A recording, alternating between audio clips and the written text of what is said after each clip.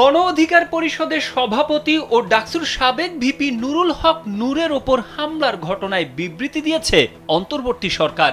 এতে জড়িত কোনো ব্যক্তি জবাবদিহিতা থেকে রেহাই পাবে না বলে জানানো হয়েছে। শনিবার প্রধান উপদেষ্টার প্রেস উইং থেকে এ তথ্য জানানো হয়েছে। বিবৃতিতে বলা হয়েছে, গণপ্রজাতন্ত্রী বাংলাদেশের অন্তর্বর্তীকালীন সরকার গণ অধিকার পরিষদের সভাপতি, জুলাই গণ অভ্যুত্থানের অন্যতম নেতা এবং গণতন্ত্র, ন্যায় বিচার ও জনগণের অধিকার আদায়ের পক্ষে সাহসী ভূমিকা রাখা রাজনীতিবিদ নুরুল হক নূরের ওপর নৃশংস হামলার তীব্র নিন্দা জানিয়েছে। কেবল নূরের ওপরই নয়, এই ধরনের নৃশংসতা ন্যায় বিচার ও জবাবদিহিতা নিশ্চিতের ঐতিহাসিক সংগ্রামে জাতিকে একত্রিত করা গণতান্ত্রিক আন্দোলনের স্পিরিটের ওপরেও আঘাত বলে মনে করে অন্তর্বর্তীকালীন সরকার। এতে বলা হয়েছে, অন্তর্বর্তীকালীন সরকার বাংলাদেশের জনগণকে আশ্বস্ত করছে যে এই নৃশংস ঘটনার একটি পূর্ণাঙ্গ ও নিরপেক্ষ তদন্ত সর্বোচ্চ গুরুত্ব সহকারে সম্পন্ন করা হবে। প্রভাব বা মর্যাদা যাই হোক না কেন, জড়িত কোনো ব্যক্তি জবাবদিহিতা থেকে রেহাই পাবে না। স্বচ্ছতা ও দ্রুততার সাথে